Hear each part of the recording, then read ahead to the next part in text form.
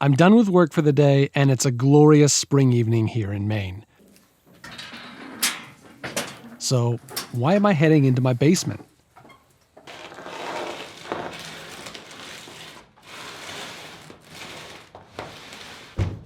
Because it's new bike day.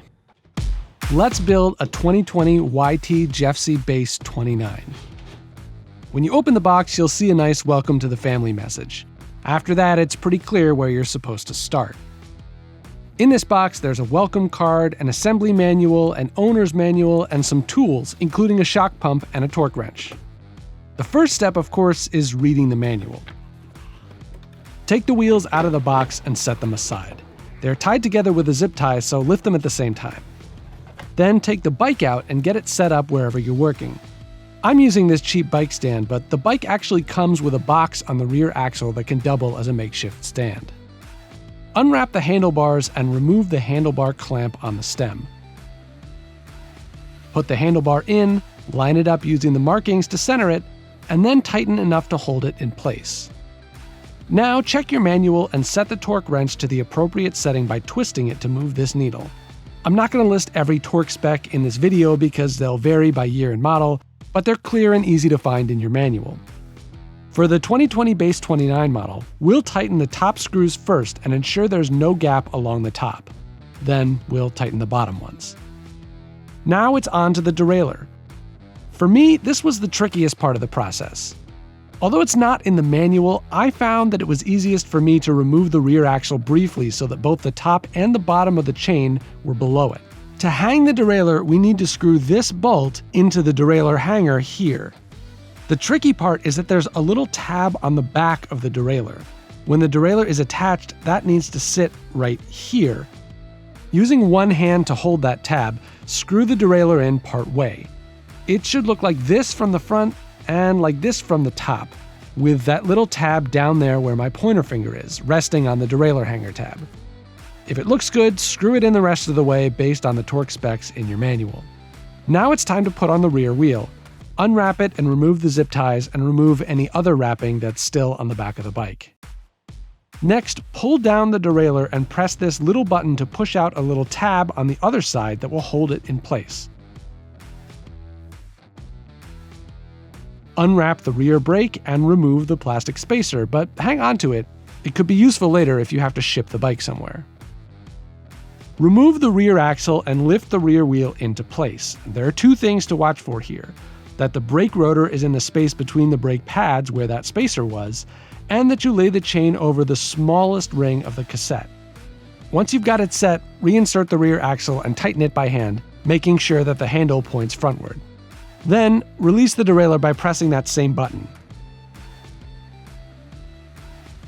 You should now have tension on the chain, and you can pedal and shift it like a real bike. But we're not done yet. Unwrap the front wheel, the fork, and the front brake. Remove the brake spacer just like we did with the rear one. Insert the front wheel and then reinsert the axle. Tighten it down by hand, making sure the quick release handle points upward parallel to the fork. Now we'll attach the pedals. Grab the washers that are hanging from the crankset and put them onto your pedals of choice. The Jeffsy does come with plastic pedals, but I'll be putting on metal ones I bought separately. The process is exactly the same though. You'll need an Allen wrench or your torque wrench to screw them in. Just remember that the left side panel is reverse threaded, so you'll need to turn it in the opposite direction. Finally, we can check the dropper post. Should already be inserted. Let's just give that a little test. Lovely. And of course, we'll need to fill up the tires. So there we go, the bike's all done, or at least it's all assembled, and now it's time to make another one.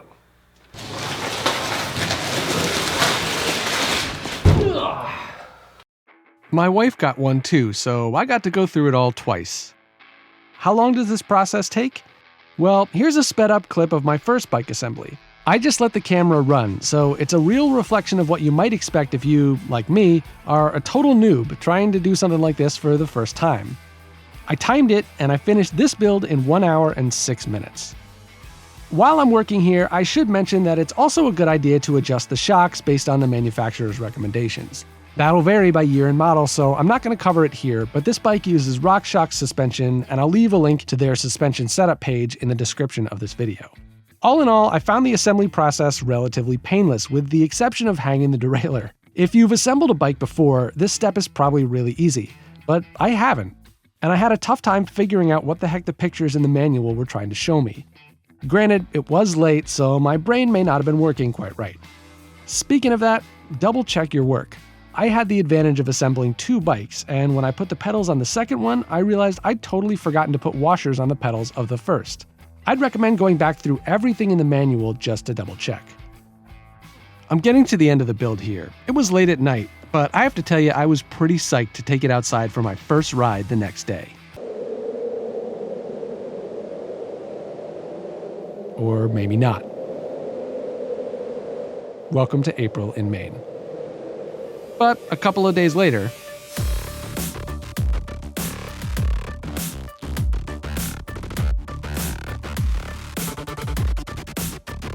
I'll be talking a lot more about riding it in future videos, but if you want my first impression...